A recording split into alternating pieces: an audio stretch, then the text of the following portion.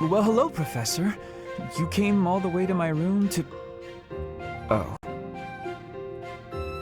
You've brought the materials from your lecture I slept through. I appreciate it. Thank you. It's rare for a nice professor like you to be so strict. Please, Professor, you must understand how difficult it is for me to fight the demon of drowsiness. Just talking about it makes me sleepy. Oh no, I couldn't possibly. I would certainly injure myself if I tried to train while drowsy. I must compliment you, though. By this point in most conversations, I'm bored senseless. But I'm enjoying this. I wonder why. What is it about you that fascinates me so? You're definitely a strange one. In truth, your very nature is odd. You're definitely not a commoner, but you don't seem like a noble either. You're something else. Or you could be a villain who came here to enact some evil plot. That wouldn't surprise me either. Hey, Professor, will you ever allow me to investigate that crest of yours? It won't hurt a bit, I swear. I'm sure I could find out all sorts of things about your crest. And you. Of course, I'm not as experienced with such research as Professor Hanneman, but I do what I can. Someday, I think I might like to become a crest scholar. You never know. Oh, don't trouble yourself. I didn't mean now. I've got a lot of other research I'm working on at the moment. I tend to start a project, get bored, and then leave it be. I might be ready to investigate your crest soon. I'd have to tidy up a bit first. On that note, good night, Professor.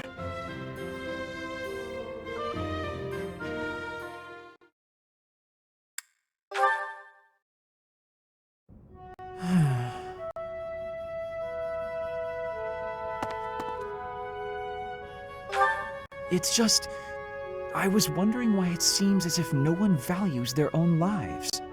Why do we fight until we die? Why do we kill without hesitation? I hate it. I don't like taking lives, or even the sight of blood. In the last battle, some of the soldiers under my command died for foolish reasons. Those soldiers could have pulled back. Instead, they kept fighting and were overrun. Am I supposed to be satisfied with the victory alone, even at the cost of such life? Exactly. I don't see the point. Honor? That's a foolish reason to give your life. Glory? Even worse. Just the thought frightens me. I'm not suited for battle, Professor. I'm happy you feel that way, but it seems like so much in our world is decided by who wins or loses a fight. Very little is accomplished via diplomacy or even simple decency. Professor, you take the time to lead me and teach me like this every day. Could the reason be that you don't want me to die on the battlefield? That's a bold statement, Professor. But for whatever reason, I want to believe you. You really are a strange person, you know. Professor, I wish to ask something of you. I don't want to kill. I don't want blood on my hands. I just want to lie on my back and soak up the sun filtering down through the trees. And I want you to help me make that a reality.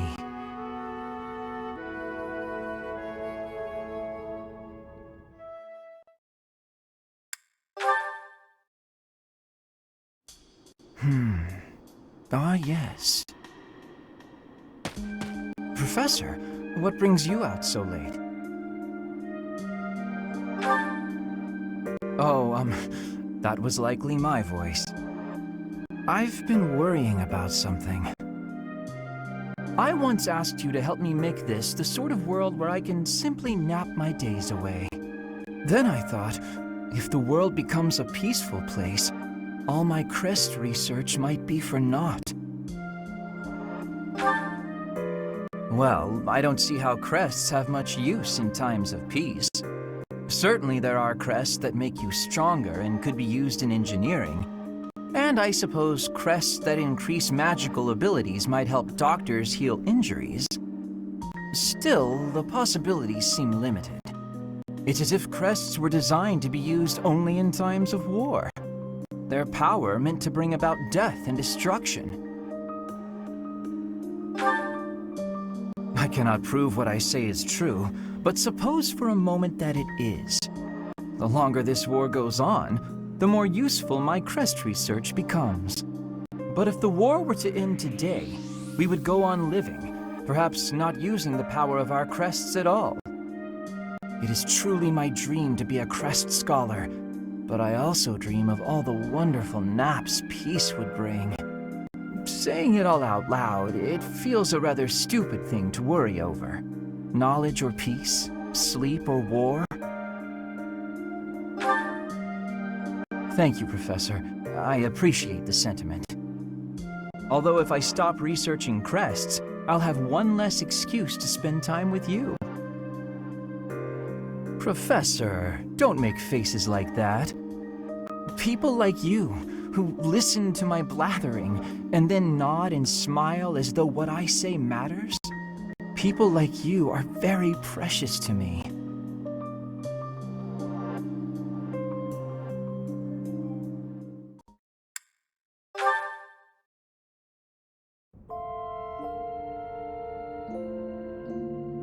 Professor, I've been waiting for you.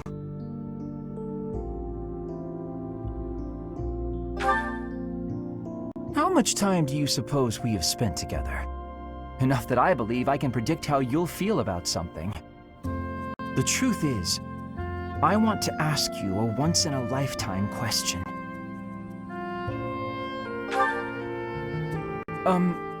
Yes.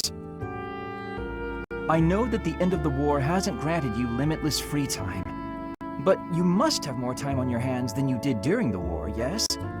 Would you spend that time with me? I want to know more about you. I want to solve the mysteries that surround you.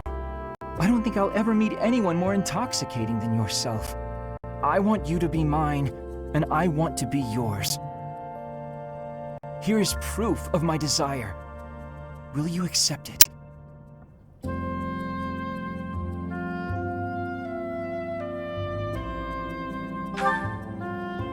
Oh, thank goodness. I don't know what I would have done with myself had you turned me down. Though, I feel like I've come to understand rather a lot about you. So I didn't honestly think you'd reject me. Oh, just wait. I will understand you even more. Our future together has only just begun. Before I become bored of this business, I wish to learn all there is about your crest and your strength. And perhaps we'll even come up with ways I could help you guide Fodlan. I as a crest scholar and you as a leader of Fodlan. We will take our first steps together into this new world, the two of us working as one. Once things settle down, we can retire to the countryside. A place where the air is fresh, the lakes are full of fish, the sun is warm, and where we may nap deeply. Without naps, life is nothing but work. I value you too much to let you spend your whole life laboring for others. You're the hero of Fodlan, after all. Besides, naps are the entire point of retirement. It may be some time until we can nap beneath a tree, peaceful sunlight filtering through the branches. But when that day comes, to have you there lying by my side, paradise, and we will have made it so.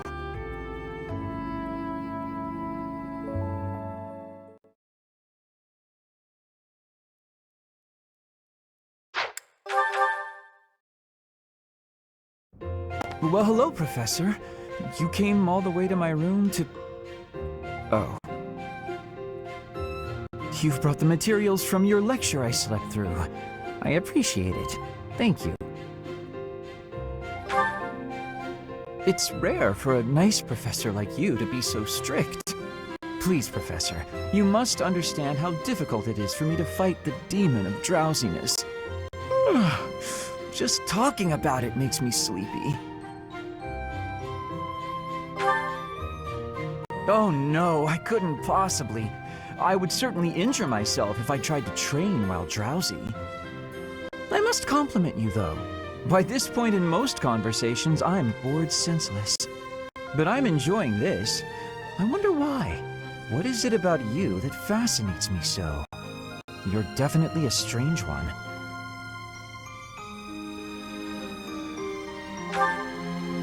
In truth, your very nature is odd.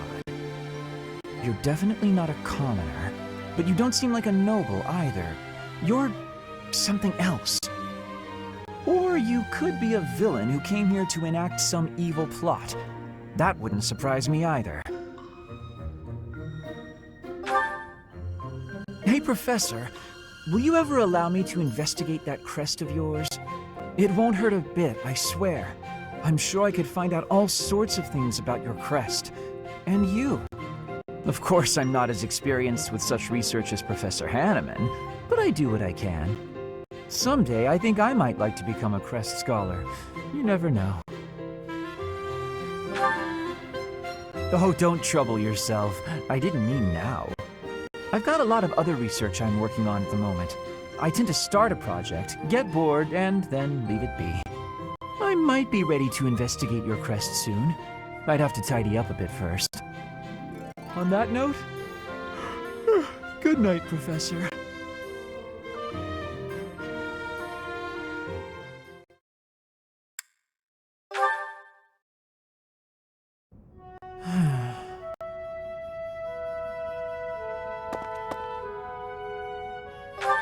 It's just, I was wondering why it seems as if no one values their own lives. Why do we fight until we die? Why do we kill without hesitation? I hate it. I don't like taking lives, or even the sight of blood. In the last battle, some of the soldiers under my command died for foolish reasons. Those soldiers could have pulled back. Instead, they kept fighting and were overrun. Am I supposed to be satisfied with the victory alone, even at the cost of such life? Exactly. I don't see the point. Honor? That's a foolish reason to give your life. Glory? Even worse. Just the thought frightens me. I'm not suited for battle, Professor. I'm happy you feel that way, but it seems like so much in our world is decided by who wins or loses a fight. Very little is accomplished via diplomacy or even simple decency. Professor, you take the time to lead me and teach me like this every day. Could the reason be that you don't want me to die on the battlefield? That's a bold statement, Professor. But for whatever reason, I want to believe you. You really are a strange person, you know. Professor, I wish to ask something of you. I don't want to kill. I don't want blood on my hands.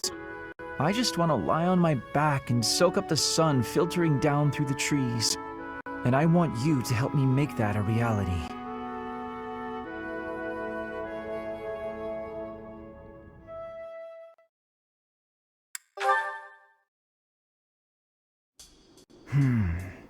Ah, yes. Professor, what brings you out so late? Oh, that was likely my voice. I've been worrying about something. I once asked you to help me make this the sort of world where I can simply nap my days away. Then I thought, if the world becomes a peaceful place, all my crest research might be for naught. Well, I don't see how crests have much use in times of peace. Certainly there are crests that make you stronger and could be used in engineering. And I suppose crests that increase magical abilities might help doctors heal injuries. Still, the possibilities seem limited. It's as if crests were designed to be used only in times of war. Their power meant to bring about death and destruction. I cannot prove what I say is true, but suppose for a moment that it is. The longer this war goes on, the more useful my crest research becomes. But if the war were to end today, we would go on living, perhaps not using the power of our crests at all. It is truly my dream to be a crest scholar, but I also dream of all the wonderful naps peace would bring. Saying it all out loud, it feels a rather stupid thing to worry over. Knowledge or peace, sleep or war. Thank you, Professor. I appreciate the sentiment. Although if I stop researching crests, I'll have one less excuse to spend time with you. Professor, don't make faces like that. People like you, who listen to my blathering and then nod and smile as though what I say matters, people like you are very precious to me.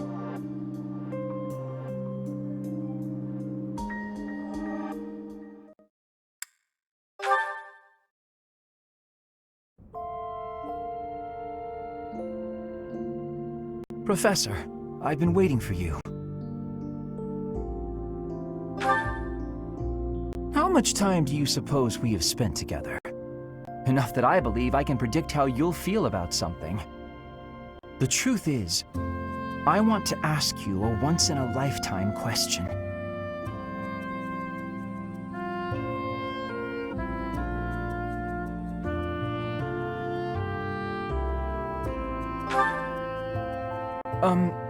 Yes. I know that the end of the war hasn't granted you limitless free time. But you must have more time on your hands than you did during the war, yes? Would you spend that time with me? I want to know more about you. I want to solve the mysteries that surround you. I don't think I'll ever meet anyone more intoxicating than yourself. I want you to be mine, and I want to be yours. Here is proof of my desire. Will you accept it? Oh, thank goodness. I don't know what I would have done with myself had you turned me down. Though, I feel like I've come to understand rather a lot about you. So I didn't honestly think you'd reject me. Oh, just wait. I will understand you even more. Our future together has only just begun. Before I become bored of this business, I wish to learn all there is about your crest and your strength. And perhaps we'll even come up with ways I could help you guide Fodlan. I as a crest scholar and you as a leader of Fodlan.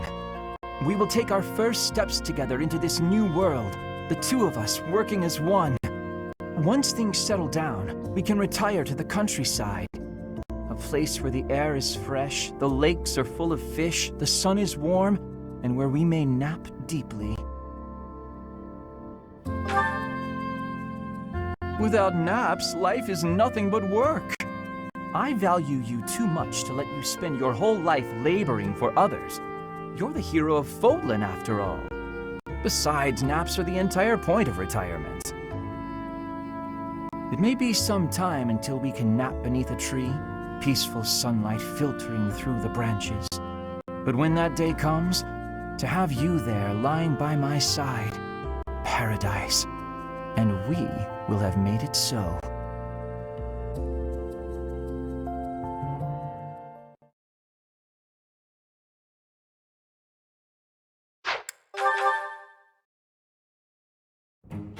Greetings, Your Majesty.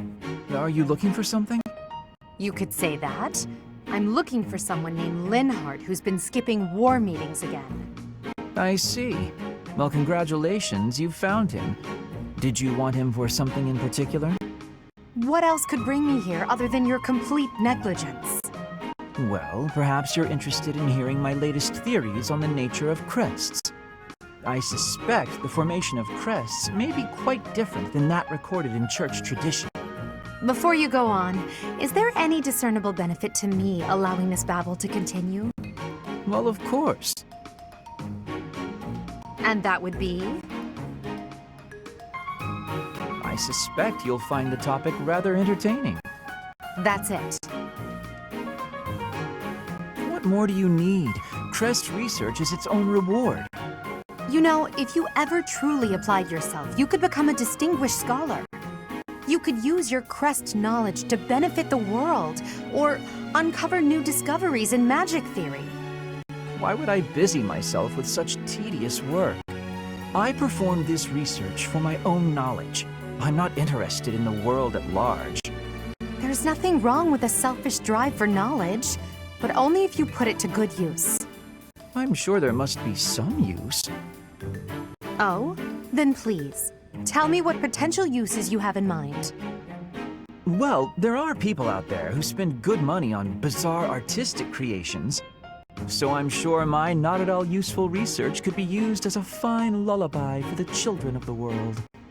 A lullaby? I have things to do. Just know that this was my last warning. Sure, of course. Goodbye.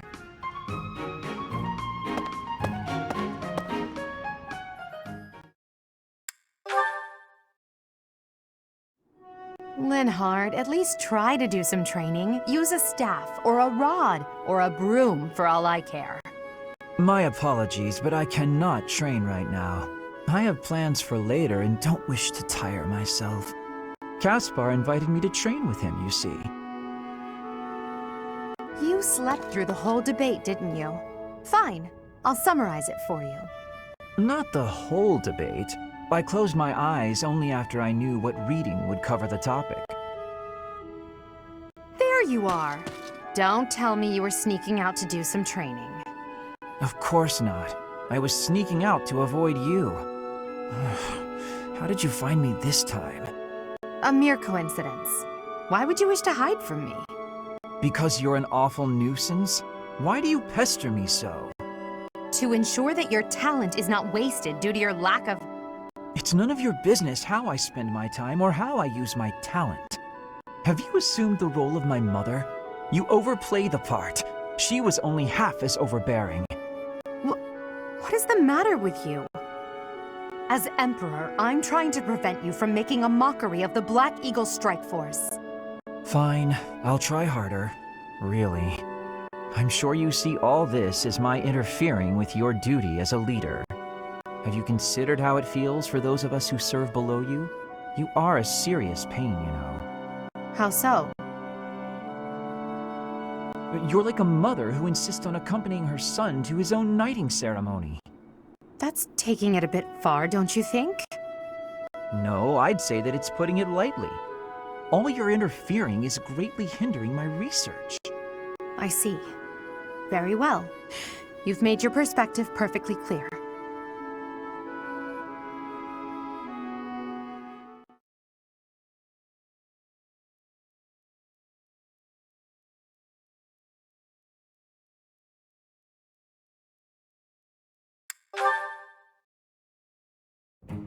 Linhardt, I finally found you. These structures were built more than 1,000 years ago and still remain. Amazing. Most interesting, there's a pattern to the saints' emblems carved into each of the sarcophagi. Here, you'll see if you come take a look. Perhaps another time. Right now, I have something to discuss with you. You've said before that you don't care about the usefulness of your research. After giving it some thought, I decided that I'd like to create an institution for Crest and Relic research, and I'd like for you to lead it. All you would need to do is carry out whatever research you like. Somebody else will decide how to make use of your findings. What do you think? I imagine such an environment would suit you quite well. Let's be clear that I have my reservations, but I suppose I'll take you up on your offer, if you insist. Although I'm unsure if it's a good idea. If my research dries up, you'll be stuck with a worthless institute. I do hope you understand that, Your Majesty. Why are you skeptical about my proposal? It's because all I've ever cared about is following my own curiosity, wherever it takes me. Being head of some institution and researching as part of an organized team sounds like no fun at all. At that point, it's not research, it's just a job, and one I've been practically forced into at that. However, since I know you've put a lot of effort into preparing this opportunity for me, and since I like you well enough, I will, begrudgingly, take you up on the offer. Well then, I suppose I should be grateful. But I'll be honest, I see little point in bringing you on board if you're so troubled by the idea. Let's put this idea on hold for the moment. I'll figure something out for you by war's end.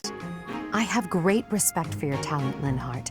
I'm certain I can find a way to make use of it that's to your liking.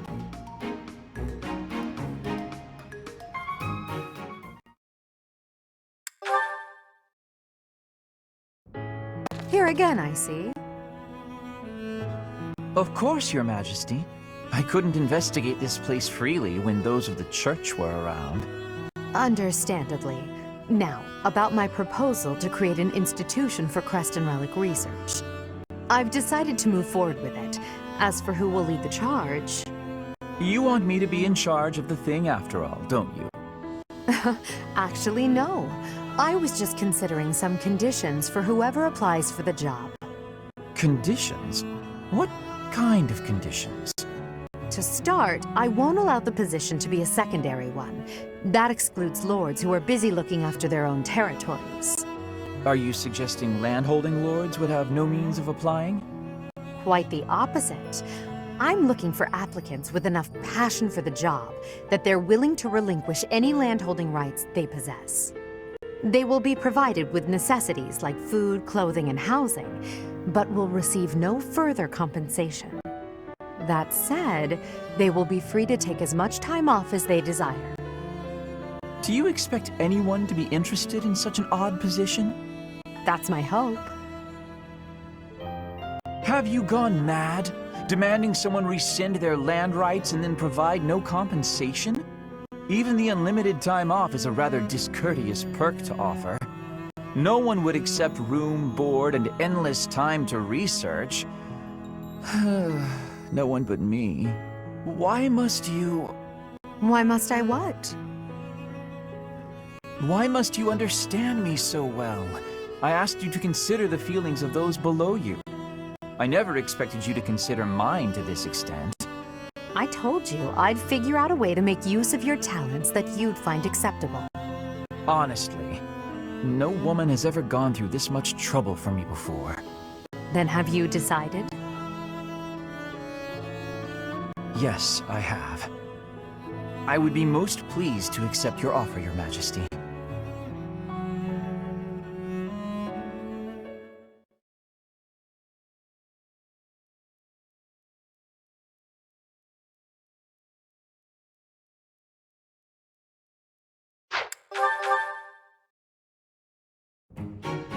Well, this is fascinating.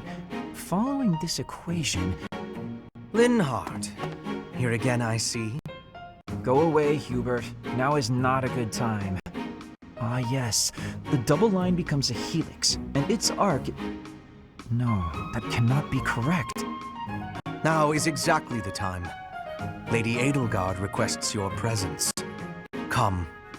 She is waiting for you. Politely inform her that my research is vastly more important than whatever it is she has to say. While your passion may be admirable, it is sadly misdirected. This matter takes priority. Return to your hobby when your duty is done. Hobby? But this research will most certainly prove useful in the future. The Empire requires you to be useful now. I should think you would want the same. You have an almost unparalleled intellect, a singular focus, and unfettered imagination. In truth, you have talents that many, including myself, will never have the privilege of possessing. Are you complimenting me, Hubert? That alone deserves to be studied. Let me finish. I haven't an ounce of respect for the cause you have chosen to waste your talents on, which changes, frequently I might add, with no rhyme, reason, or results. Learn to apply yourself to something constructive. You may still have a bright future. That sounds suspiciously as if you're not going to leave me alone. I just want to live a life doing things that interest me. Is that so wrong? That is unacceptable, even for a nobleman. We are in the middle of a war. War. Ugh.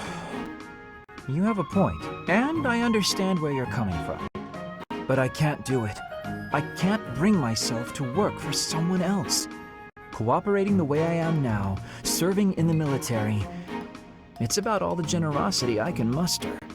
Pathetic. Keep to your books, then. Goodbye, Linhardt.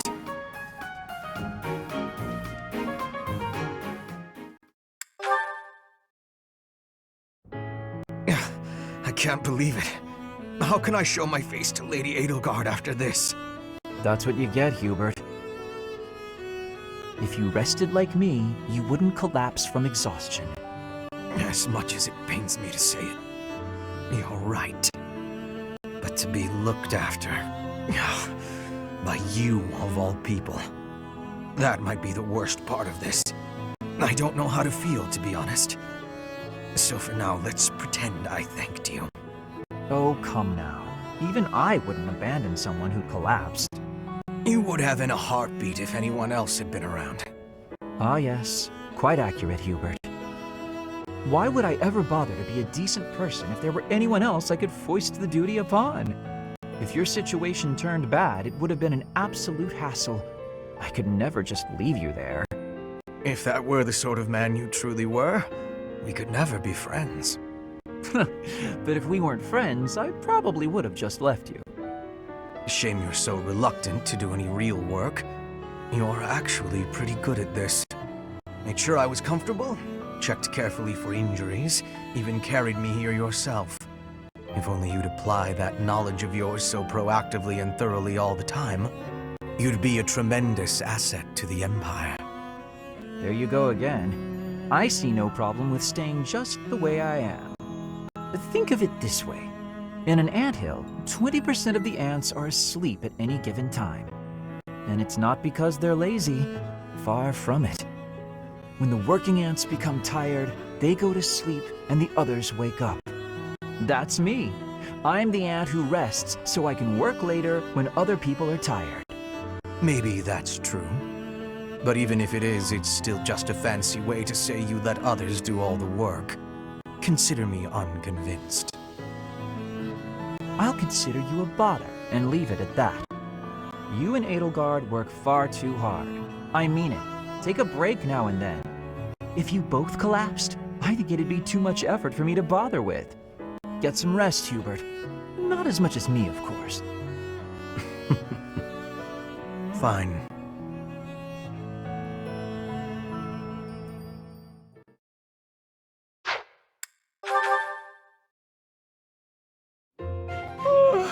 Just look at this place.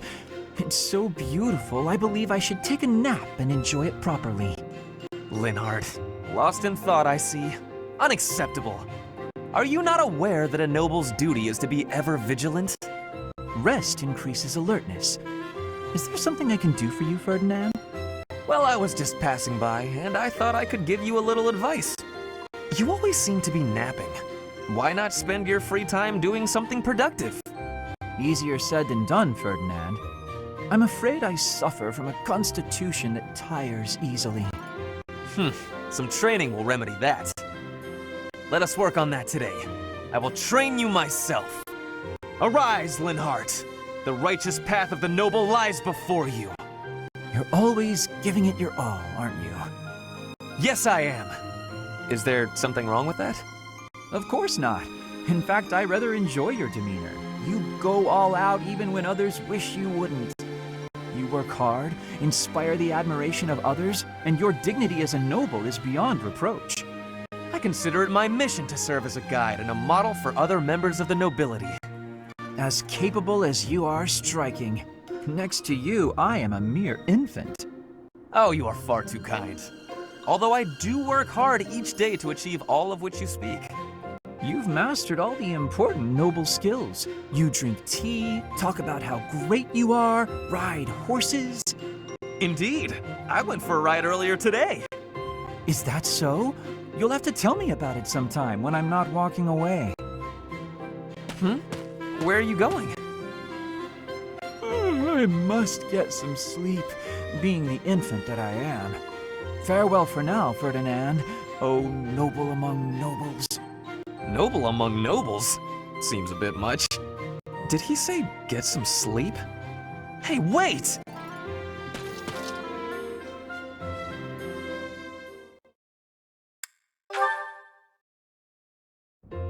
Linhardt, there you are. Observant as ever, Ferdinand. What can I help you with? You have been utilizing clever tricks to give me the slip. But not today. Prepare yourself! A noble cannot escape from his duty. Hold these words in your heart. It seems you really mean it this time. I suppose I have no choice but to outmatch you. Finally, a little enthusiasm. You are bravely stepping upon the path of nobility. Let us begin! Come now, Ferdinand. Don't be foolish. I can't possibly train with you. I have places to be. Wait! I will not allow you to get away! I can't run anymore. Just admit defeat. Can't we? Just a minute. Ferdinand, let me catch my breath. Well, maybe just for a moment.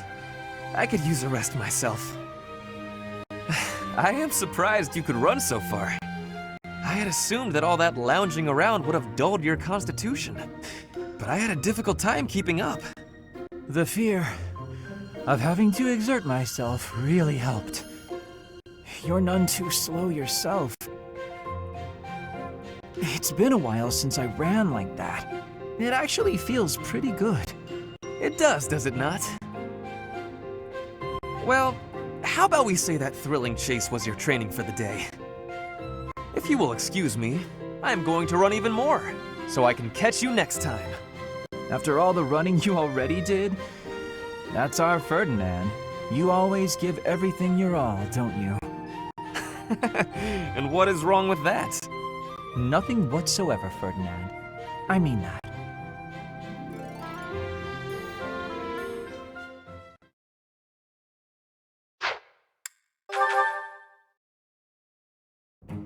You're looking pretty tired, Linhardt. I think you could use a little more of the fighting spirit. I believe you have enough fighting spirit for the both of us. Enough? There's no such thing. You need as much as you can get if you're gonna train. I'd rather pace myself. You're becoming too much like your father. I still recall with startling clarity the time he forced me to do some training. Ha! I remember your father wasn't too happy about that. Our fathers actually got into a fight over it. They hate one another so much. I simply cannot fathom what's wrong with the two of them. I wish they'd just have it out already. One big fight to settle things. My father would win, obviously, but it would still be fun to watch. That would be rather cruel. I don't think anyone in Fodlan could beat up your father. My father does have the height advantage, though. Height advantage? What does that matter? When two opponents are of similar strength, the one with the height advantage wins. It's pure math. Whoever forces the other to submit wins. That's how fighting works. It has nothing to do with height. Brute strength alone doesn't decide a fight. And taller people have longer limbs, too. Longer limbs equates to a longer reach. Taller people can hit you from farther away. Oh, and they have more leg strength. There's also that... Well, I'm bored explaining this. I think you get my point. No, I don't get it. Now you're talking about limb length and reach? None of that matters when you're up close and brawling. You know, I'm going to agree with you just so I don't have to keep talking. If you've got something else to say, then come out and say it. Actually, no, forget this. I'll prove it to you myself. I don't know if you've noticed, but I've grown a lot these last few years. I'm gonna find the tallest mercenary out there and fight him just to prove my point. And off he goes.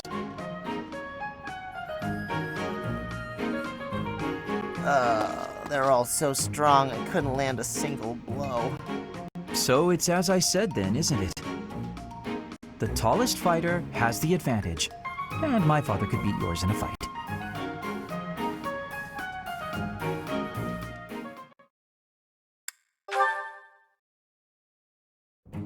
Why am I having so much trouble fighting these tall guys? They're not even stronger than me. You've got to help me come up with a strategy, Linhardt. Is that not a waste of time? Even if I handed you a perfect strategy, something I've done in the past, you'd never follow it through. That's because your plans are always so complicated. But come on, I need your help. All right, I will share with you my tactical genius. I call this my secret plan. You already have a plan? You really are ready for anything. So, what is it? Land the first hit. Then keep hitting them hard and fast as you can until they stop hitting you back. So, you're basically telling me to just fight? Dodge their attacks, keep up the assault, then go for the knees. Done. The secret is the knees? Being tall means short people are closer to your knees. Exploit the enemy's weakness, Caspar. Makes sense. That doesn't sound like my style, though. I don't really want to exploit a weakness. Then go ahead and continue losing. Or you can listen to the rest of my plan. There's more? Fine. Tell me the rest. Your defense is careless. The last bit of my secret is that you need to train in that area. I won't argue with training. Let's go.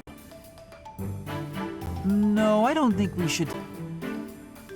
It's been 5 years. You've got to be at least as strong as I am by now. Come on. You've even got that height advantage you're always going on about. You're the perfect training partner for me. Quit stalling and let's go. Fine, I'll train with you, but only for a bit. All right, Linhardt. Come at me again. Caspar, please. I need water. I need water. I'm gonna go get some. Bye. Huh? Hey, get back here. He got away.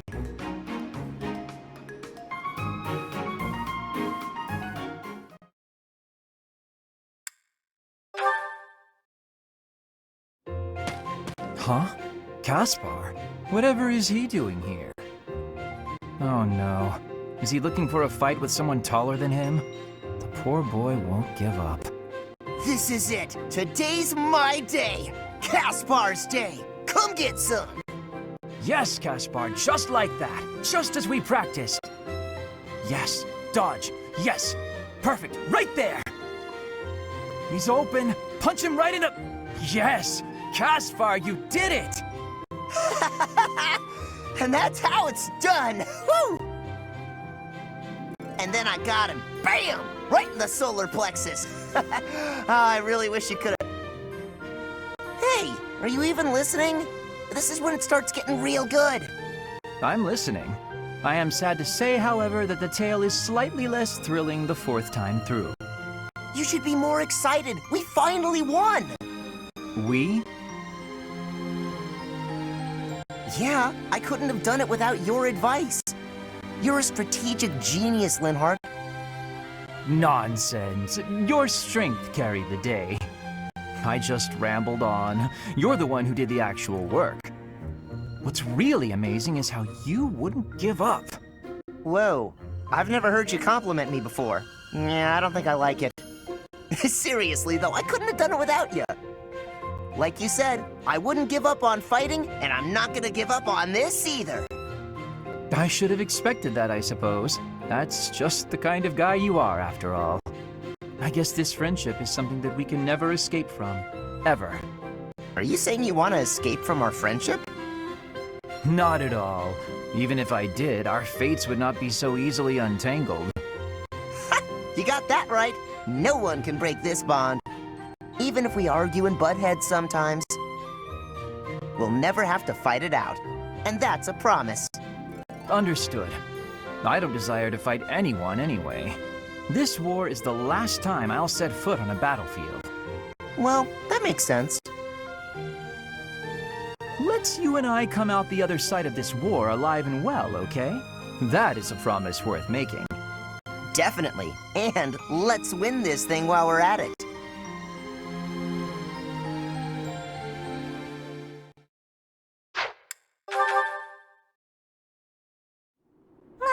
la la la la. Such lovely weather for painting. Bernadetta? Who are you? Where did you come from? It's just me, Linhardt. What are you doing? Painting! Just painting. Not important. Am I in your way? I'm in your way. I'll just go. I'm going. No need for all that. I just came out here to read. I'll stay quiet and still so as not to bother you. How's that? If you want to go, that's fine too. No. I'll stay.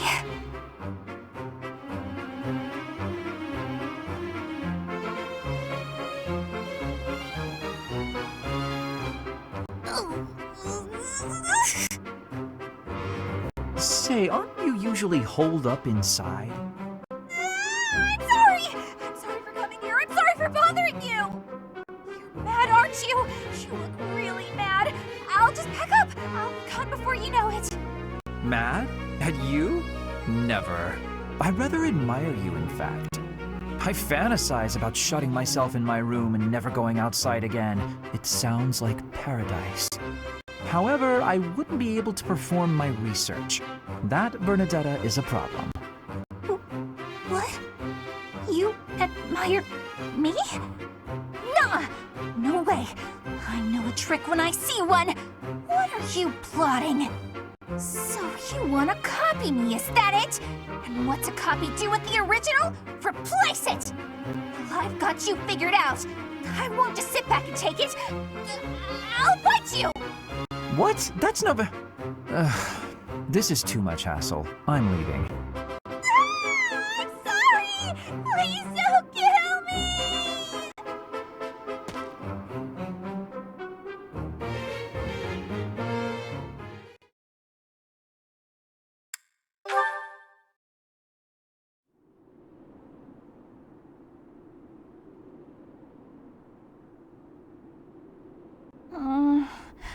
A little more crimson, maybe? May I suggest vermilion instead? Vermilion? Ah! I know, I see it. You don't have to say it. I've got no talent at all. I said nothing about your talent. I simply suggested vermilion over crimson.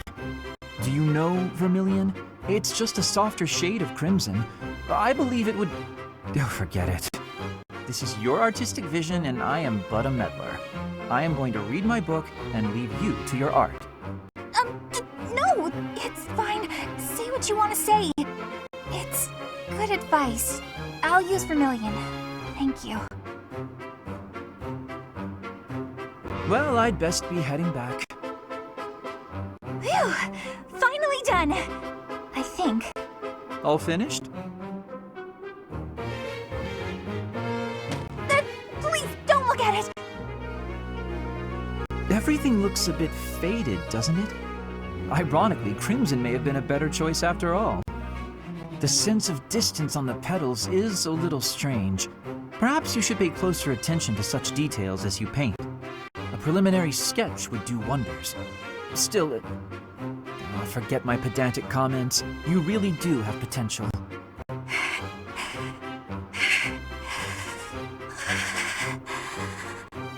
Bernadetta? Idiot! Hopeless! Waste of time! Just burn the whole thing, Bernie! Break your stupid brushes and never paint again! Huh. Perhaps I should have kept my thoughts to myself.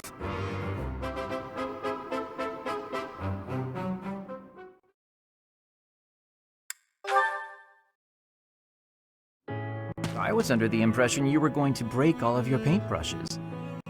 Cut it out, Linhardt! I'm just glad you're back to painting. I felt terrible about what happened last time, you know. I guess I should have kept my opinions about your painting to myself. Maybe you should have.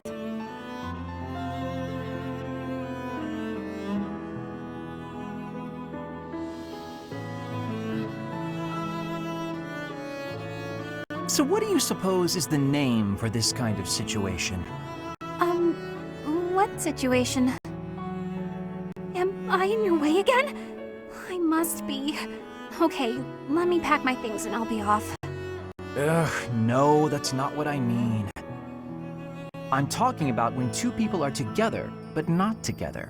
When they're basically by themselves. I'm not sure what you mean. I'm always alone. Oh, alone? Well, there it is then. I suppose you could say we're alone together. We're each here alone, yet together. So we're alone together. What do you think? Alone together? Oh, wait, I get it. That's just a nice way of saying you want to be alone, right? Alone, alone. If that's what you mean, I'll go. Please, Bernadetta, you shouldn't go. Being alone together means accomplishing more. We each have the concentration one gets from time alone, but also the thrill of being with someone else. I find it to be an exhilarating environment. Have you felt that as well? Huh? Me? I'd rather be alone, but when I'm painting, and I know you can see, I worry about what you might point out about it. Is that the thrill you mean? Because I feel that. Here's what I wish to point out about your painting. You've really improved. Your lines are bolder, your color choice is more informed, and your composition as a whole. Did you actually just praise me, Linhardt? What's next? A rain of flying pigs? I was just saying what I think. Look, you probably have talent, and you work hard too. Oh no, I'm on to you now. You're scheming, but you won't get anywhere by flattering me. Try all you want to get your hooks into my heart. You won't fool me! I'm not sure how praising you means I'm trying to get my hooks into your heart. I have a heart of stone. No one will ever get to it. What a shame. I suppose I'll stop praising you then. You will? No, I didn't mean it that way. You can praise me as much as you want. I don't understand you one whit. However, if you want praise, then praise you will get. You're cute. Don't say stuff like that!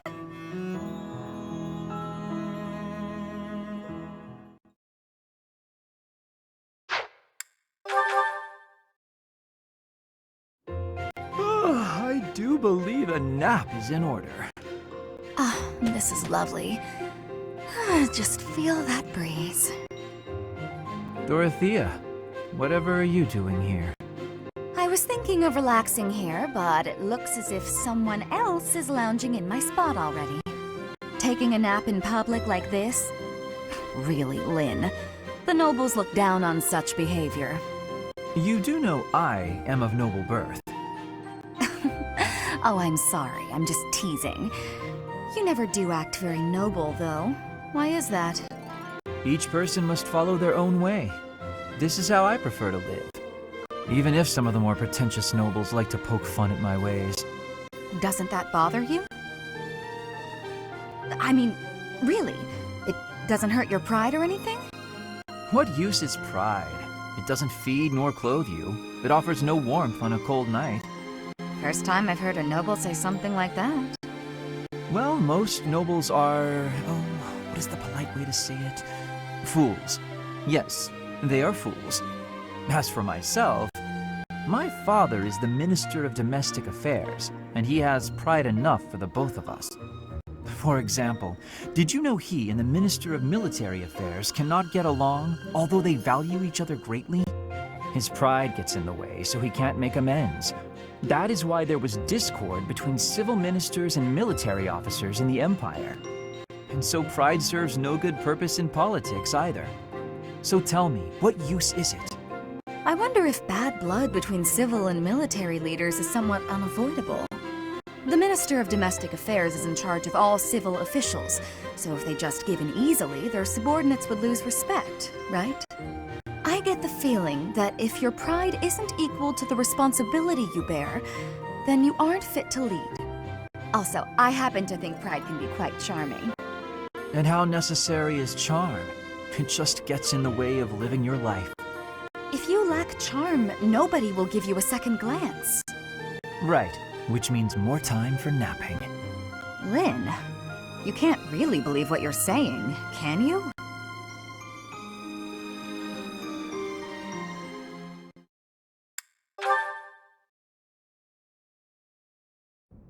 How did you know Dorothea was an orphan? I hear she buttered up some noble and he enrolled her in the academy. She's higher ranking than us lot.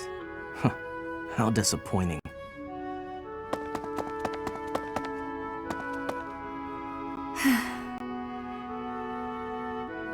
I suggest ignoring them. Lynn, don't scare me like that. You seem less scared than surprised, but that's quibbling, I suppose. As for those two gossips, unimportant. I suggest forgetting all about them and their petty words. Join me for a meal. I've been the target of a lot of gossip, and eating generally makes me feel better. Don't pretend we're the same. If I could brush it off so easily, I would. It doesn't seem particularly difficult. Where's the problem? Is this about your pride? No, not even a little bit. What then? Lynn, please just go away. I want to be alone right now. That's fine. But your life is your own business. It's not something that can be affected by the petty words of a stranger. Sorry. I kept talking, didn't I? I'll stop now. Please do.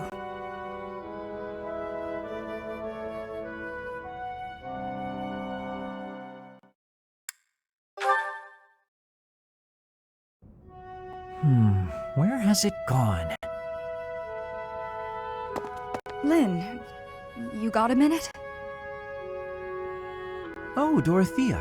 Are you done being alone? Please, don't say it like that. I let the gossipers get to me, and I snapped at you.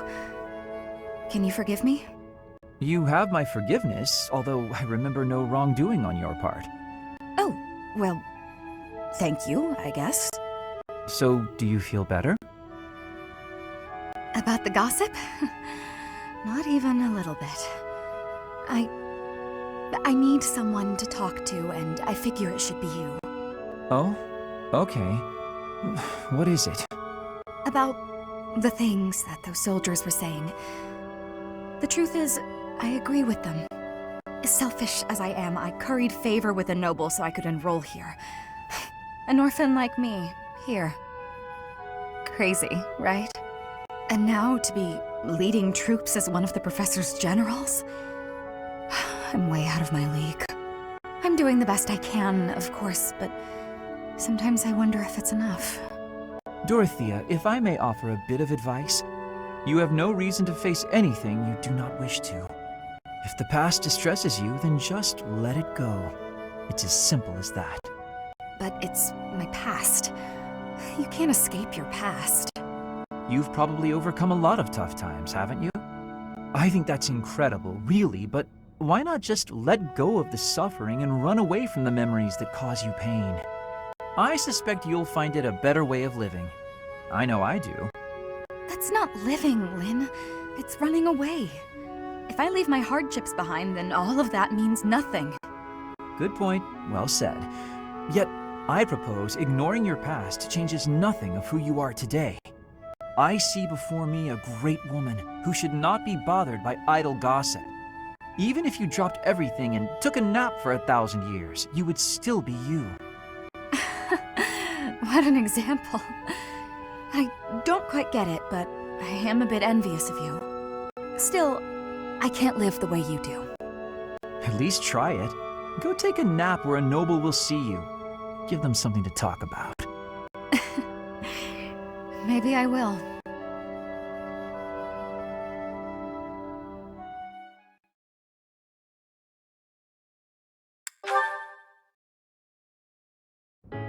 Ah, here you are. What's up, Lynn? Come to invite me to dinner? Well, that too, but first there is something I wish to say. I believe I previously implied that it's okay to live out your days by running away from what troubles you. And I think that I was unkind to you. What are you talking about? To be honest, while I try to be easygoing, I currently feel a bit uneasy about something. One of the effects of running away constantly is that eventually one runs out of places to, well, run. Because I avoid memories I find unpleasant, The number of things I avoid is forever increasing. I've never learned to deal with the pain of my past, so I can never increase my tolerance toward new pains. And? That's all. But there are some nights where it really worries me. That's what you wanted to say? It'd be the same if you weren't avoiding things. You'd just be up at night wondering what was coming next. Thank you, Lynn. I appreciate you showing me a glimpse of your real self for the first time. For the first time? Each time I speak, I show my real self. So, what about that conversation we had? Which conversation? When you said I was a great woman, was that true? Of course. You have too low an opinion of yourself. I thought you were just trying to make me feel better. I didn't really think you looked at me that way, Lynn. Why? Is it so strange? You seemed rather happy about it at the time. It's not weird. Okay, it's kind of weird. You're weird, Lynn. You know, I'm hungry all of a sudden. Maybe I laughed too much. Good. I was going to invite you to dinner.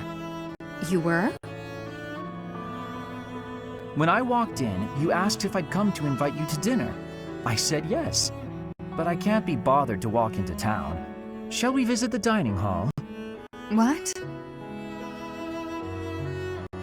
Oh, fine. Show me this easygoing way of yours.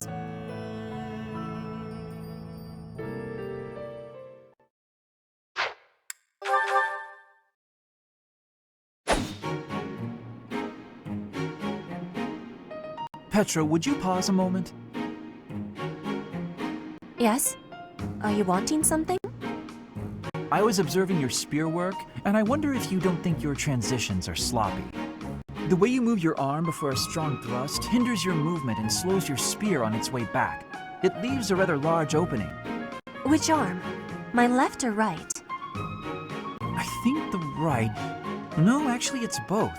It's something about the way you move your elbows. I am not understanding. Can you show me, please? Demonstrate?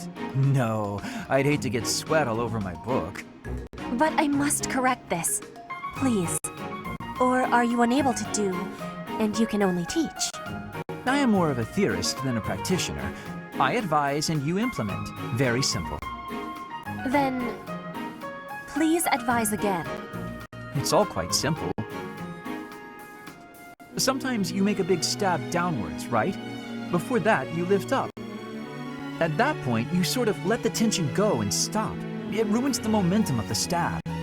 How can I be lifting up with no unnecessary moving? It's the arm movement that's extraneous. Calculate the locus of the spear and the elasticity of the muscles. Locus? Elasticity? Can you not just be showing me? Please. If you are showing me, I will learn it with quickness. I won't waste your time with such demonstrations. You're a smart one, Petra. You'll sort it out. Besides, I need to go now. I have a prior appointment to keep. Linhardt only likes talking. It is on myself to prevail.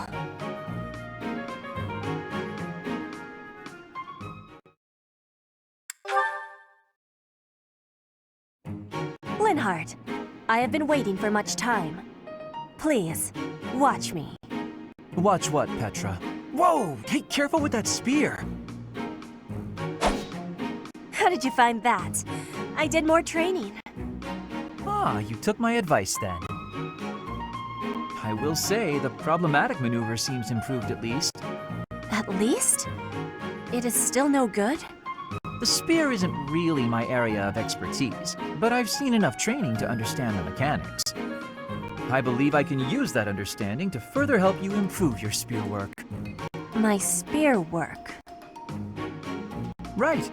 As I said, when you lift up and stab down, the momentum is ruined. You're trying to swing like a giant.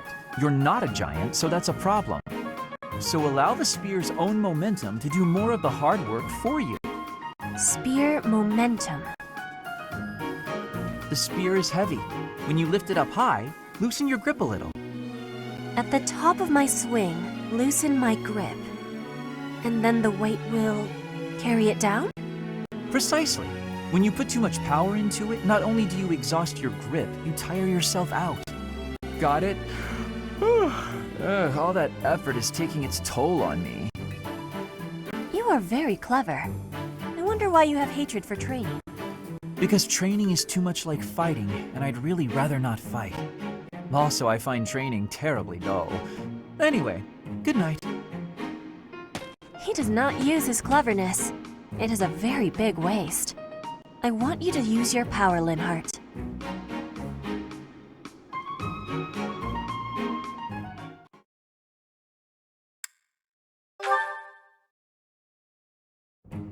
Linhardt, I need to be asking for your wisdom. Will you consent? My wisdom? About? I was hunting earlier and the land gifted me with lots of game. It was all brought by me to the kitchen, and then... You're not asking me for help with the butchery, are you? If so, stop right there. I despise the sight of blood. No, I am not asking that. All of that work and care is given right after the hunting. Giving gratitude, bleeding, skinning, all has been done to be making very nice fresh meat. That meat is sitting in the kitchen already. Oh, thank goodness. Then whatever do you need from me? I'm not much of a cook. I want to be smoking the meat, so we can be preserving it. There is a big quantity of it. But I am without enough firewood for the smoking. I am needing more than I was thinking I would. The darkness has fallen outside, so it will be difficult to be collecting it right now. Why not gather wood in the morning? Get some sleep now. This meat will not be waiting that long. It will be going to waste. Please, do you have any suggestion for what I can do? You have much wisdom for giving, so I am hoping you will be helping me. Okay, let me see. Easy to forage wood at this time of night. You know, there were a good number of desks and chairs in the ruined corner of the monastery. Some of the stuff there is salvageable, so none of it has been thrown away. There's definitely high-quality oak and beech out there. Both would be excellent for smoking meat.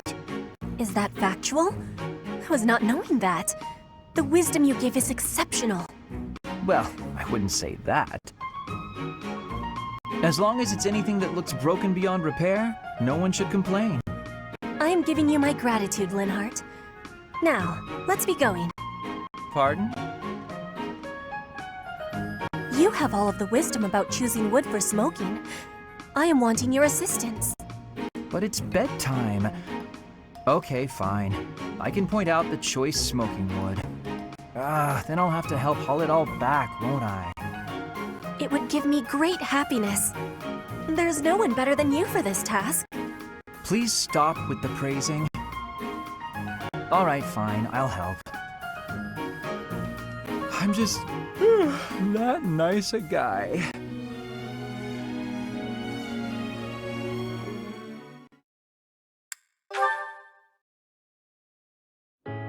Linhardt, please accept my apology. You are not deserving of this punishment. I am the one who suggested it would be great firewood. I suppose it's only fair I get punished too. No one ever bothered to inform me that pile of trash was the property of the Imperial Army. My apologies, Petra. My idea turned out to be worthless. It was not worthless. It had great worth. You gave me great help so I could be smoking all of that meat. I give you all of my gratitude for that. Well, at least you'll have no worries about provisions. I just realized they didn't actually tell us when the punishment will be over. You can be leaving if you are wanting to. I will not be telling anyone. This is my responsibility to take. How are you so obedient and yet so passionate at the... Oh, look, Petra! The book you were searching for! The Complete Guide to Fodlan's Wildlife! I have so much happiness! You are full of amazement. Well, books are my field of expertise. Still, what a stroke of luck. Linhardt, can I be asking you something? What's that? You are no longer saying I am bothering you. Instead, you are helping me with my requests. What is the reasoning? Why am I not bothering you now? Interesting observation. I wonder why that is. You always ask me so earnestly. You seem to throw your entire being into all that you do. I guess I rather like it, working as hard as you do. On occasion, that is. You are liking the hard work? Yes. You inspire me to be, well, something that is not normally me. If you are liking it, then I will keep working hard. With your wisdom, I can be working even harder than before. That means I will be needing your wisdom from now onward. With my strength and your wisdom, there is nothing we can't be doing. I think you may be right. Your strength and my wisdom? That sounds like a wonderful combination.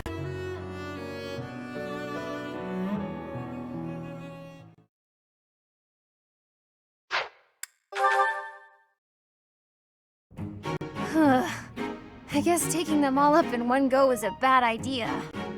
Annette? Are you okay with all those boxes? Linhardt! Hi, I'm so glad you're here. I don't know if I'll be able to handle all these. I thought I may as well get it over with, so I decided to carry them all at once. Big mistake. Smart thinking. Do it all at once. That's what they say, right? Work smart, not hard. I think you've got it from here, so I'm off to take a nap. Good luck. But maybe you could help. Nope, gone. Ugh, it's fine. It is fine. Just a little further to my quarters. I've got this. I'll just... Huh? They didn't fall. That was almost pretty bad. Linhardt, I thought you had an important nap to get to. I'd call it insomnia, but I suppose it was really just a guilty conscience. I came to see if you needed help. And, sure enough, here you are, about to tip all the boxes on the floor. Thanks. Though it may have been best if you had just chipped in from the start. Huh? But it was your job. Why would I step in? You clearly had things handled. Then why help me at all? If the boxes had fallen just now, everyone would have had to help tidy them up anyway. If anything broke, more boxes would need to be carried. And if all of that came to pass, then there'd be noise and no chance of my taking a nap. Huh. But if you had helped me from the start, there would have been no danger of anything being dropped at all. Correct. But there was no danger yet, and so there was no need for my help. So I left you to it. Try carrying one box at a time instead of straining to do it all at once. Work smart, not hard, as they say. All right, well, I think you've got it from here, so I'm off. Good luck. After all that, he's not gonna help me.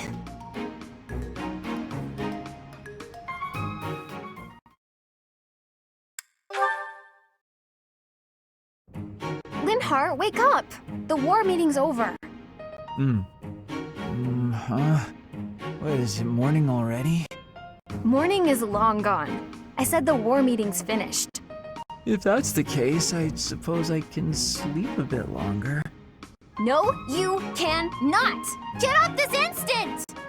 Calm down, calm down. I was having a wonderful dream. Oh? What were you dreaming about? I was dreaming about having the best afternoon nap of my life, and the dream I was having in the dream was amazing. I thought as much. I have to ask. I'm pretty sure you could do anything you put your mind to. So why do you spend so much of your life sleeping? I sleep because I'm tired. What other reason would I have?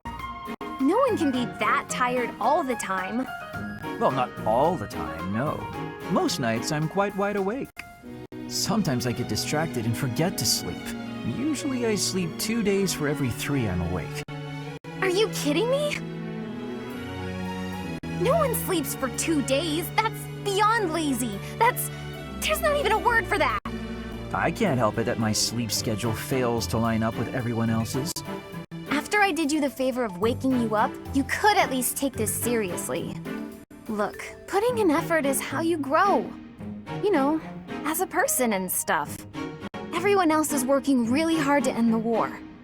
Are you really okay with coasting like this? I'll be fine, Annette. I'll be just fine.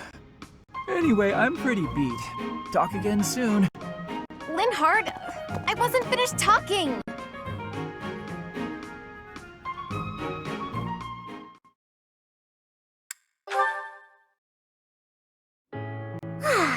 There's nothing like a morning stroll to take in the fresh air. In the thicket there, is that a human foot? Ah! It moved! Someone help! Sorry, Annette. I was really out. Hey! You shouldn't surprise people like that.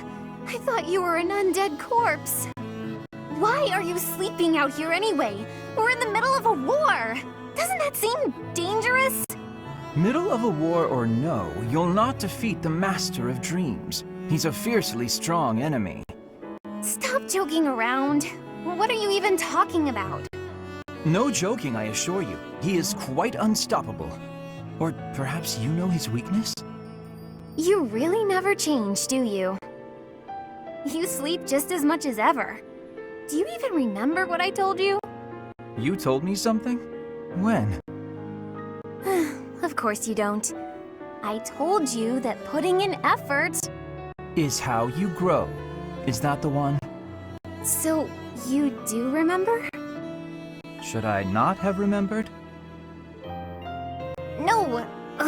It's just... You should put your talents to use elsewhere, that's all. The truth is, I place effort in what brings me joy. I'm happiest that way.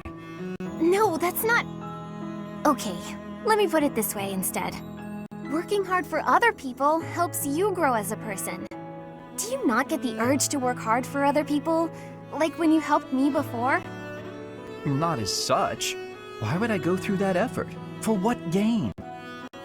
For the gain I mentioned. That it helps you grow as a person. Oh, I see. Well, then continue working hard for my sake. For example, waking me up today. And I suppose I will try to do a little bit more for you, too. I find working for others to be annoying, yet I wish to make an exception for you. I hope that's all right. Just for me? Indeed. You're the only person I'd bother helping. I could wear myself out helping you. Forever, maybe. What about it? I'll be there for you, and you can be there for me. Oh, what do you mean by that? What? If we're doing our best for each other and all, then that's just a bit like... Just kind of like a marriage. Huh. You know, I feel as if you might be able to wake me up every morning. No small feat, that. As though I would marry a man who can't even get up in the morning.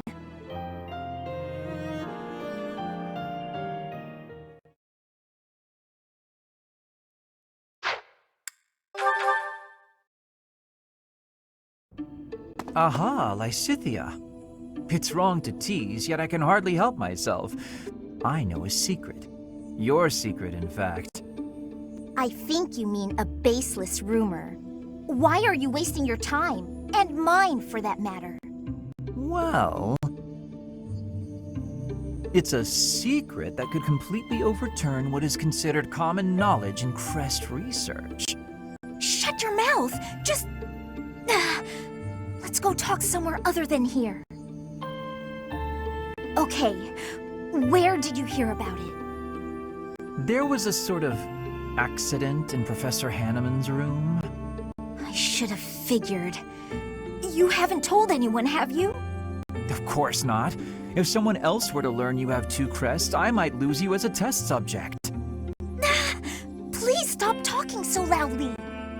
So what if I have 2 crests? If you insist on speaking of it, please do so quietly. My intuition was correct. You do have 2 crests. Wait, what? Did you just trick me? Trick is such a strong word. I think of it as testing a hypothesis. The truth is, I simply made an educated guess. Well, now that I've confirmed it for you, there's not much I can do. I disagree. For example, you could tell me if you were born with them, or is the source magical? What does it feel like to use both crests at the same time? Is it pleasant, painful, euphoric? Enough is enough! I am done talking about this. As though I'd speak of this to the likes of you. I understand her desire for privacy, but to refuse my request for knowledge? It's, well, it's rude.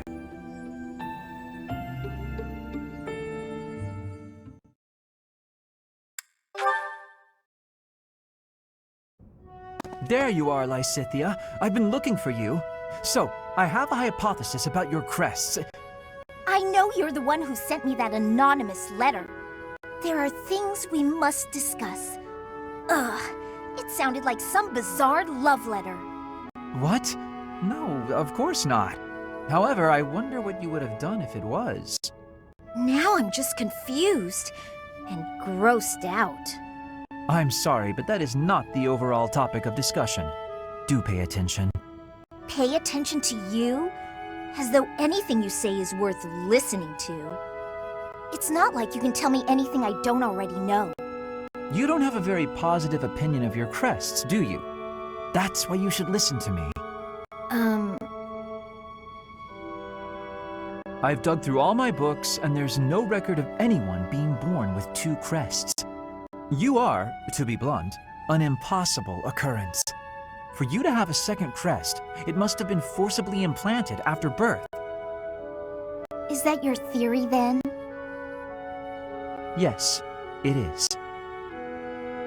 To further the theory, if the power exists to implant a crest, then it must be possible to remove one too. And that is the real issue at hand. I could have one removed? That's what Hanneman is working on understanding. I'm helping him with it. Professor Hanneman. Based on your reaction, it seems you want one of your crests removed. I don't think I'd give up having 2 crests if I were you. Is that so? Even if you'd gone through horrifying experiments, endless trauma, and if you knew that all this pain meant you'd die very, very young? That's what you'd think? You're completely lacking in empathy, so of course you would make such a crass and foolish assumption.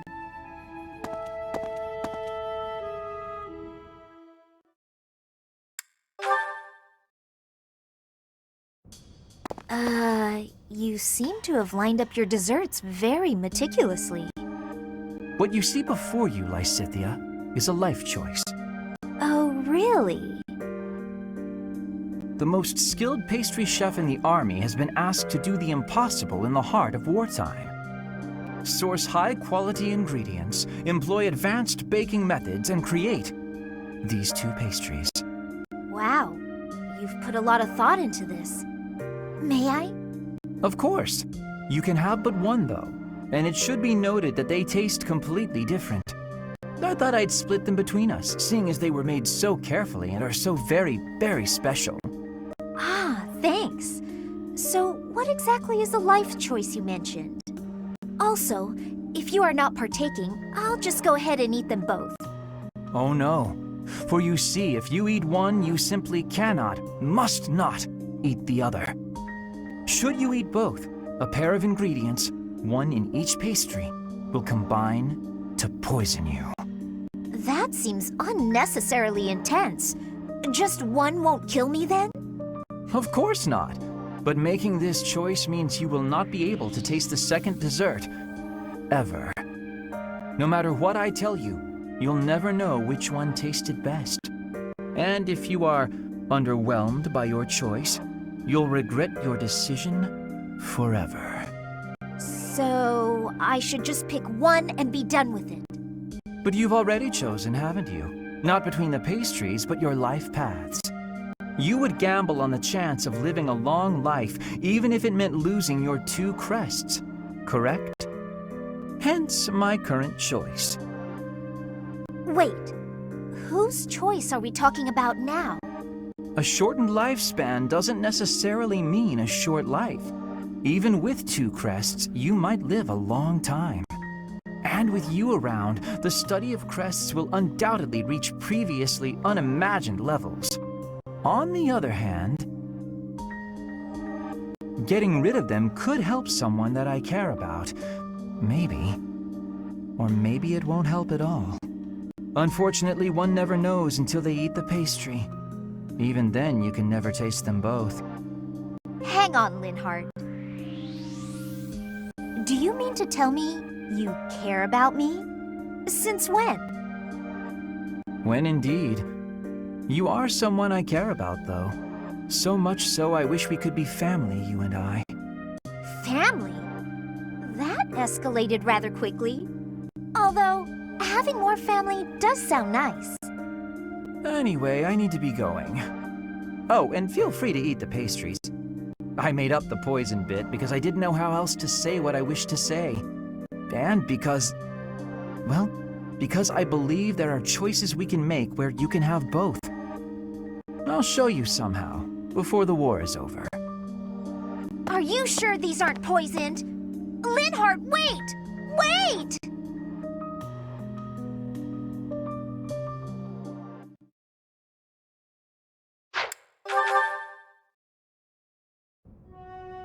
Ah, there it is. Just as I thought. But what is she hiding? Oh, Linhardt. My apologies. I didn't mean to bother you. Ah, Marianne. You're no bother at all. In fact, you've arrived at precisely the right time. Huh? The right time for what? You have a crest, don't you? I don't... What are you saying? If you hide it, that just makes it more interesting. You do have one. Please don't tell anyone. You can't tell anyone I have a crest. If people find out, then... What? Please, my adoptive father told me to keep it a secret. And I personally don't want it known.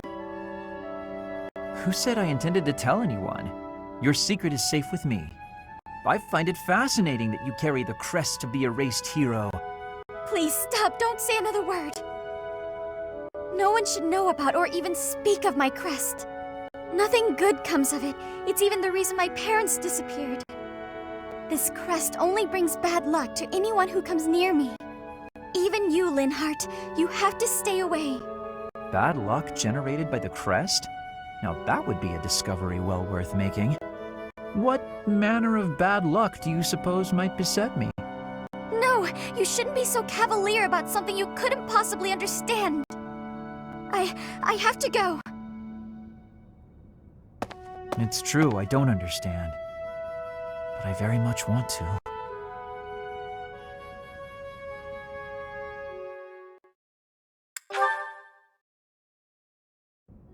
These ones look good. I probably shouldn't pick them, though. Ah, Marianne. Harvesting the crops? Oh, yes, Linhardt. I found which vegetables are ripe and ready, but would you mind picking them for me? See, you've mistaken me for someone who sticks his hands in the dirt. I'm just afraid that if I touch them, well... Oh, I see. You're afraid everyone who eats them will suffer bad luck. Yes, it's true. I wouldn't want anyone else to suffer because of me. Marianne, that's simply not the way the world works. You see... Oh, forget it. Tell me which ones to pick. Thank you so much, Linhardt. Happy to help, but I'm beat. You'll have to carry them yourself, so take them straight in, okay? Okay. Oh, actually, before I go, do you mind if I ask you a question? I've been thinking, isn't it more the case your crest brings happiness rather than bad luck? Happiness? I don't understand. Yes, happiness. Because your crest is so rare. It excites my mind and, well, if not for your crest, we might never have met. And I feel that would be a tremendous loss. Backbreaking as it was, I enjoyed today. I'm quite happy right now, and it's due entirely to your crest. I suppose so when you put it that way. But It's a huge breakthrough to know that your crest causes happiness instead of bad luck. I'd love to study it thoroughly, but only if you'd agree. Really, I just want to find a way for your crest to bring you happiness too. I'm sorry, but I can't. I have to decline. I understand. May I ask one more thing, though? Could you please hand me one of those vegetables? I don't think that's a good idea, but if you insist. Thank you, Marianne. I think this looks like a very lucky vegetable.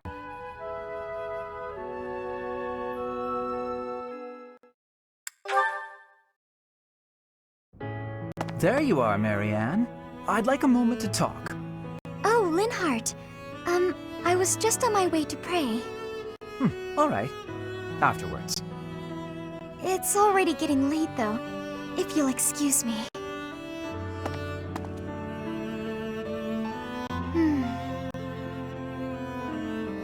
So then, you're done? Linhardt, were you here this entire time? I was sleeping. Are you ready to talk now? I suppose. My apologies for keeping you waiting. I wasn't waiting. As I said, I was sleeping. I didn't want to disrupt your prayers. I see. So, what did you want to talk about? The results of my research. Your research? I intended to look into the power of your crest from the first moment I met you. I've been feeling quite happy of late, and I can conclude that it is due to your crest.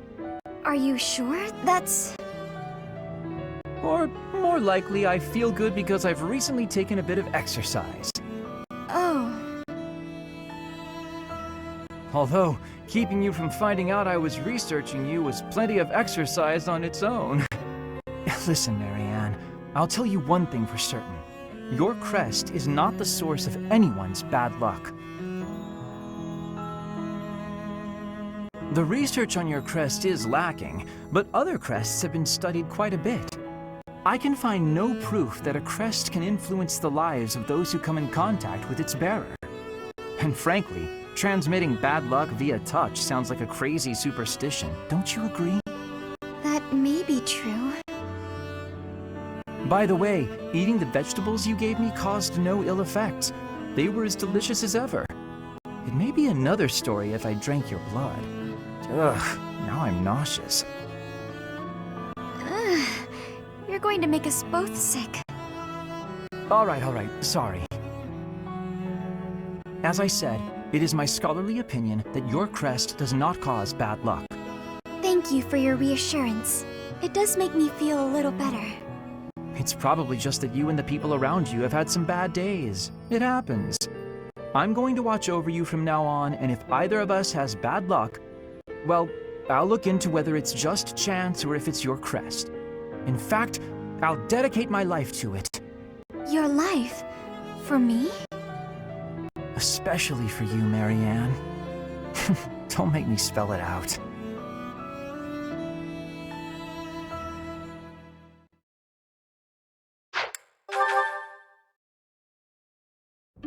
Now then, where is that book on dance? Hello, Flane. I'm curious if you could confirm some suspicions I have. Hello, Linhardt. What is it?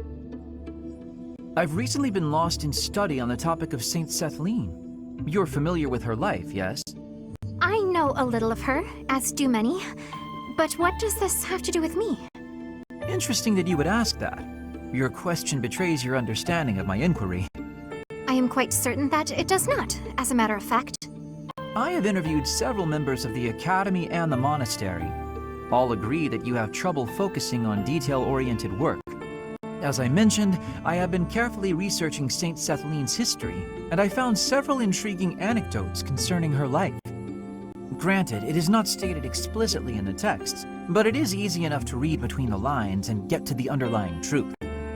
The authors of several tomes, all written within 50 years of Saint Sethlene's passing, imply she found it difficult to maintain focus on detail-oriented tasks. Then, just this morning, as I was studying statues of Saint Sethlene, I came to realize how similar her visage is to your own. Interesting, no? I do not appreciate your disrespectful approach to this topic. No disrespect intended, I assure you. Saint Sethlene is a major saint. I only mean to say that looking like her is an honor. I actually meant that you are being disrespectful to Saint Sethlene. There was one other item. If you must. You are quite skilled in white magic, yes? My understanding is that you have a very high affinity for the art. Yes, I do. I am confident in my abilities. I am glad of my abilities, for it is a way in which I am able to help others. Indeed. Once more an echo of Saint Sethlene. I'm so curious as to why such similarities exist. Her crest? Perhaps hereditary traits then? Or is it possible I am allowing myself to see patterns where there are none? I am very busy searching for a book. I will be going now.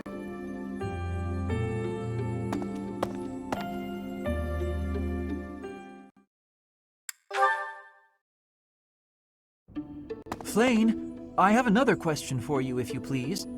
Another one, Linhardt? When will you leave me in peace? A breakthrough has been made concerning your crest. A major crest of Saint Sethlene, correct? Well, yes. I've been trying to keep that quiet. Part of my interest on this topic is that I possess a minor crest of Sethlene myself. I am aware. Possessing a minor crest is uncommon, but not rare among the noble families. However, a major crest of Sethlene, that is beyond rare. Oh, is it?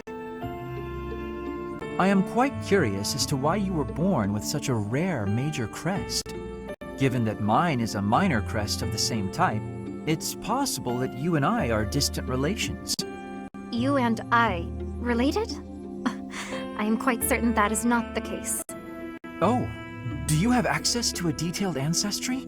That could be a most useful tome. No, I do not. However... A shame. Oh, to explore one's lineage and investigate such possibilities.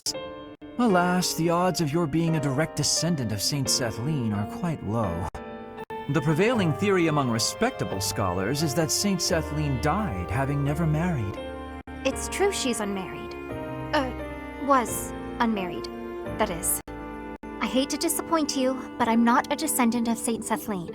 Of this, I can assure you.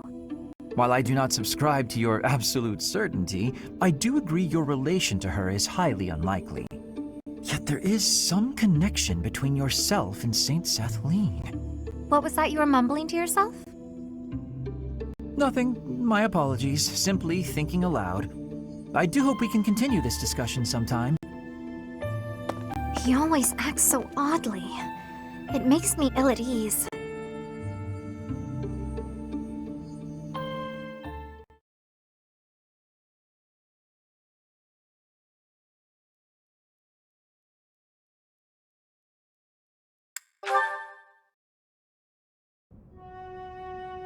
Reading anything interesting? Oh, good day, Linhardt. At the moment, I'm simply browsing history books. Reading these, it's easy to imagine what it would feel like to exist long ago. Fodlan's history spans thousands of years. We're lucky to have so many detailed records of our past. I have knowledge of how people lived, who they loved, what wars they fought, and why. But I'd never describe it as feeling like I was living in the past. And why not? It's only a figure of speech. About our shared crests. Goodness, this again? There's an experiment I wish to attempt, although it might prove to be a bit troublesome. A troublesome experiment? You know I do not like pain. Pain? No, there won't... Well, I'm unsure of the results, but that's why they call it an experiment. It would, of course, require that you and I get married. I beg your pardon? Yes, if bearers of major and minor Sethlene crests reproduce, what crest would the offspring possess, if any? I must know, and thought the question might pique your interest as well. Are you actually speaking about a hypothetical future with me? Involving children? Yes. Such parentage has never been documented. A whole new field of research awaits. It would be a worthy experiment, and we'd need only 5 or so children for a good sample size. Do you mind going back to what you mentioned earlier? Pardon? Which part? The part about marrying and having children. I've always believed, rather firmly, that marriage is something between 2 people who love one another. I like you well enough to advance a field of study to previously unknown heights. How do you feel? This is the first I've heard of such a thing from you. Do you imagine I've spent all this time talking to you because I was bored? Anyway, I'm pretty worn out now, so let's continue this conversation another time, yes? Does conversing with me tire you out so much? Talking to anybody tires me out. Thinking, putting thoughts into words, opening my mouth, all tiring. Do give some thought to my proposal. Think of how far we could advance Crest research, you and I. Experimental marriage and children? He likes me? I don't understand. I don't understand at all.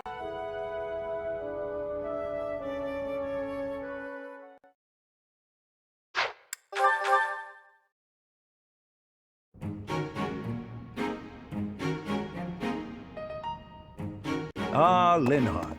Reading as studiously as ever, I see. Anything to do with crests? Hello, Professor Hanneman. Actually, this book's about fishing. I didn't realize you were interested in fishing. What an unexpected discovery. I had heard that you were only interested in crests, to the exclusion of all else. As it were, I had rather thought I could train you as my successor, should we get to know one another better. I'm sorry to betray your expectations. Truth be told, I've been thinking of giving up on my Crest research. What? Whatever for? Don't tell me you believe fishing to be a more worthwhile pursuit. No, it's nothing to do with fishing. I adore the subject of crests. But to study them, you have to consult the people who bear them, right? I just don't have the energy for that. It is an unavoidable hardship, I admit. But the satisfaction of making a real breakthrough is second to none. I'm sure the satisfaction of catching a fish is pretty great too. Consider this, child. Luring fish from the depths pales in comparison to untangling the mysteries of a quest. Why? It all comes down to purpose. Purpose, I say. Calm down. I get it. Really. Evidently, you do not. You must have something to work toward in life. The ultimate goal of fishing is to eat the fish. The goal of solving the mysteries of crests is, well, you must find that for yourself. What do you hope to uncover once everything is finally explained? What motivates you to keep digging deeper? I had never thought about it like that. Perhaps if I did have a goal, I might share your enthusiasm on the subject.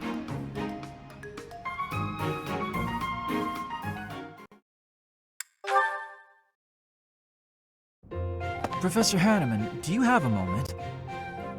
Linhardt, of course. Last time we talked, you mentioned the importance of having goals.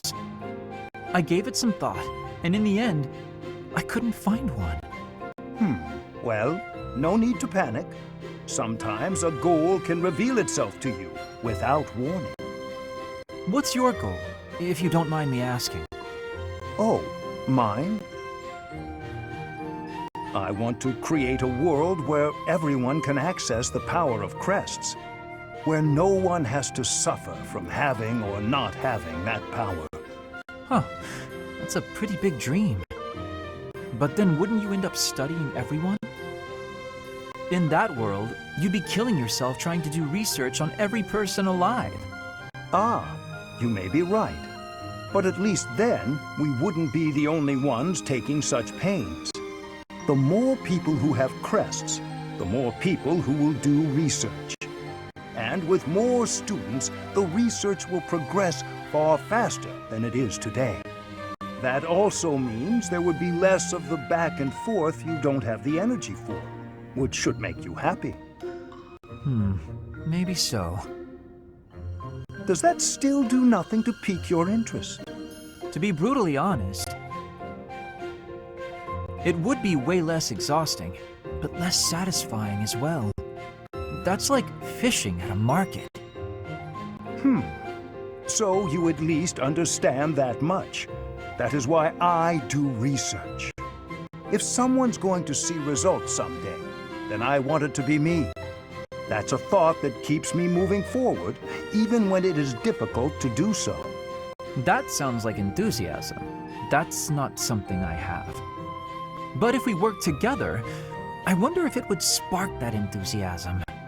Are you saying you would agree to study crests with your old professor? In the end, I think it would probably be more interesting than fishing alone.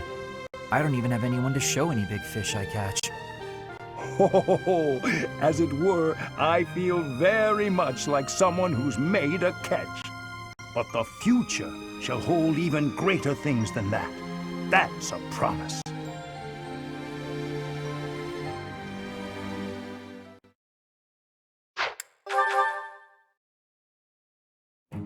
Catherine, Thunderbrand, I'm here to see it. Well, that came out of the blue. I wish for you to show me Thunderbrand so I may better understand the relic before I attempt to use it. You want to use Thunderbrand. Is this a joke? By no means. My research demands this next step. Have you paid any attention to your training? If you use a hero's relic that doesn't match your crest, you'll become a demonic beast. I am well aware of what became of Miquelon Gautier. It is true that those lacking a crest are easily turned into demonic beasts when attempting to use any relic. However, research indicates that if you have a crest, even if the relic is not compatible, it's less likely that you will be transformed against your will. Less likely doesn't mean impossible. I won't let you take such a dangerous gamble. There's no recorded example of a transformation occurring after a single use of a relic. One attempt is barely a gamble. So, as a man of science, let me use it just once. Nope, never. Let's say you're right and I do become a demonic beast. What of it? I'm the only one who will be inconvenienced. And I've already made preparations to be subdued should that occur. I fail to see your problem. You're a fool. Don't talk about the hero's relics like they're toys to play with. Fine then, forget I asked. There is no persuading you when you're angry. Let us resume this conversation another time. If you come back another time, you'll find my position hasn't changed.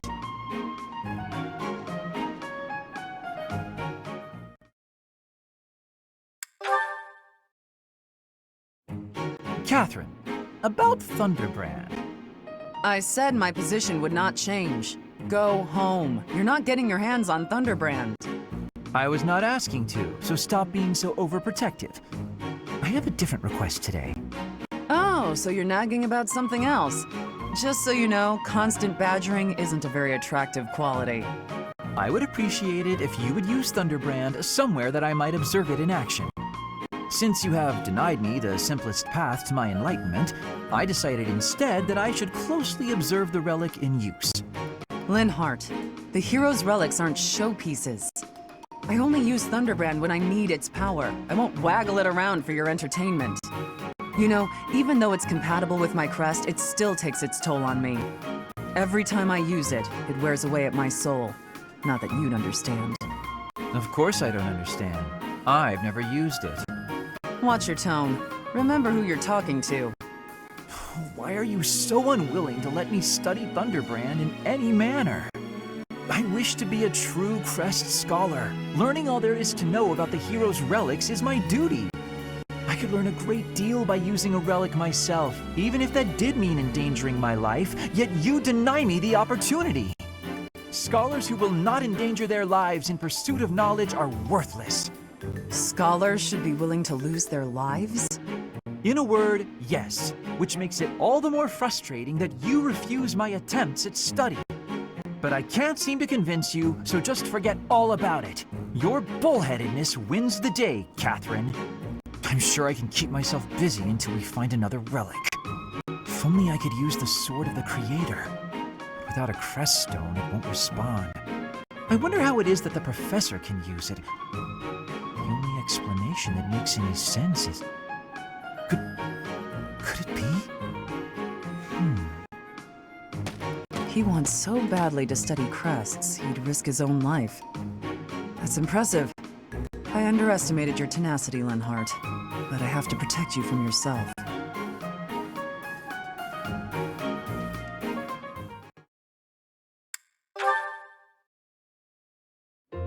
Linhardt, I understand you'd endanger yourself to realize your dreams. But why go this far? You never seemed like the type to put this much effort into anything. Honestly, I find most everything annoying, which is most likely why you have such an opinion of me. But to continue my research without taking this chance to know the truth, what would be the point? Besides, ignorance can breed even greater dangers. For example, do you know for whom Thunderbrand was originally crafted? The goddess. Correct. And because of that, everyone just stops thinking about it. No one really knows what the relic is made of, how it was crafted, or what its very structure may be. Until we know those things and truly understand the power and the danger relics hold, we won't be able to gain any new knowledge. I'm tired of talking. You tire too easily. But I think I understand your logic. If you really want to risk your life, I won't stop you. Just remember, Linhardt, curiosity killed the... I am not a cat. It will require more than my own curiosity to finish me off. You've got guts, I'll give you that. But don't blame me if something bad happens. If something happens, it happens. Finding out the truth means accepting the risks. Those who've identified plants, both poisonous and medicinal, took the same risk in eating each. I'm just like those people. Okay, fine. I give up. You win. I'll let you hold Thunderbrand just this once. Go on, give it a try. And don't worry about something bad happening. I'll be right here.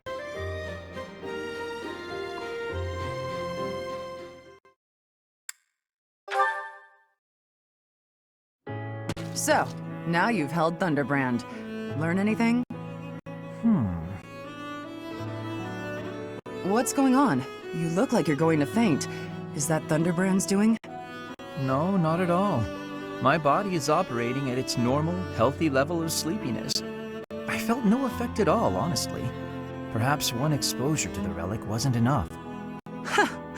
Don't tell me you want to get a hold of it again. Of course not. There is a difference between taking a risk and being a fool. Interesting experiment, though. I used all my might, yet absolutely nothing happened. It seems if one's crest is not compatible, a relic simply will not work. To feel that response, to better understand the bond, that is more than enough for me. I see. What will you do now? I assume your relic research is complete. Not at all. I have other clues to follow, experiments to perform. That said, I would be pleased if someone who could use their relic with all their might would join in my research. What? You don't mean me, do you? Now that you mention it, I suppose you would fit the bill. Sure seems that's what you were getting at. Fine. When the war's over, I'll help with your research. Oh, you will? I figure if I don't do it, he'll find some other poor soul to bother. It's like I'm keeping a high-maintenance cat. You're endlessly curious. I am not being kept. The sentiment is welcome, but I am still not a cat.